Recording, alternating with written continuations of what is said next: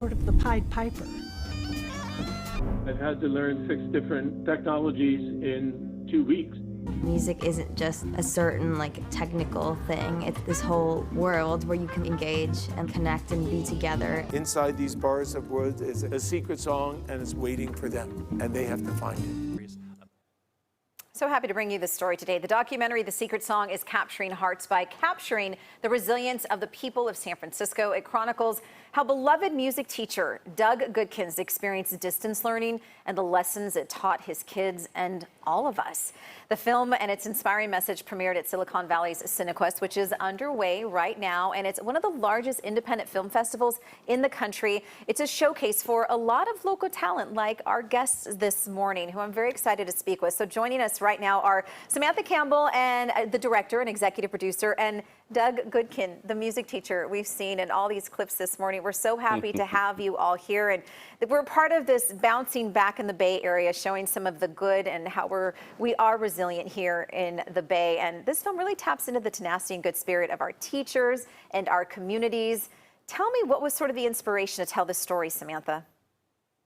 Thank you so much for having us. I think music education is something that is really undervalued. And so I wanted to show this inspiring teacher in his last year after 45 years, because he was my kid's teacher, and I was inspired by the program and all the teaching that they did and what it gave to the children. So we started out, showing Doug and his philosophies. But then, of course, COVID came along, and we had the opportunity to show, like you said, the tenacity and just the triumph of the teachers adapting to the conditions that they had to during COVID. I think we were all worried about our kids and that classroom connection when we heard those words, distance learning. Doug, what made it work for you? Not much. No, what worked was being able to use it as a holding action until the world opened up again. But I think the big lesson of distant learning is that we're not made to learn in distance. We're made to learn in community, in holding hands, feeling each other, singing together, where we can actually sing and hear each other's voices, feel the vibrations in the room, sing in harmony, all those things that you couldn't do on Zoom. So it was a holding action that, we can be grateful for, that we could keep some kind of connection. But the biggest lesson is, let's put those machines in the corner and get back with each other. That's how we're made to be in this world together, and that's what children have to learn. And I appreciate your candor when you said the answer, not much. I have to say, as a parent to 3 kiddos who were at home during the pandemic, it was hard, and we're starting to see the studies showing that our kids really did have an erosion in so many things: mental health, academics. So I'm glad to see you connecting these kiddos. Let's talk about that. How can music connect us, and maybe your argument for more funding for music education in our schools? That would be a wonderful thing. Music is one of the prime movers in a culture of connection. It's connecting kids to their own bodies, to their own nervous system, to their own connection between the mind, the heart, and the body. It's connecting them to each other.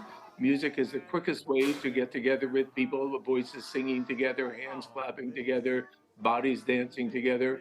It's also connecting them to the past, as we do the music that the people before us have created, and to the future as kids create new music that moves on to the descendants. And it's one of the most powerful means to create the culture of connection that we're all starved for, and to move us out of the isolation that is so endemic in our culture at the moment. Oh, so perfectly said, and we appreciate teachers like you. And Samantha, thank you for getting the story out there and sharing as someone who is really making a difference, or who has in our communities, especially through music. We really appreciate you guys getting up early this morning with us. Thank you so much for being here. Thank you. And thanks to CineQuest for having our film. Absolutely. And support music in schools. Definitely. I could not agree more. My music teacher was very influential in my life, and I agree. Well, CineQuest is getting even bigger now, you guys. It's opening night for a brand new venue with movies premiering at the Showplace Icon Theater in Mountain View. So more local talent, more local stories waiting to be discovered before the festival wraps. So it wraps up next Friday. Hopefully everyone gets a chance out to see stories like that. And you guys know how I feel about music and education. I advocate it for so much because of what he said right there. It just brings you together. And I'm sorry, it's fun.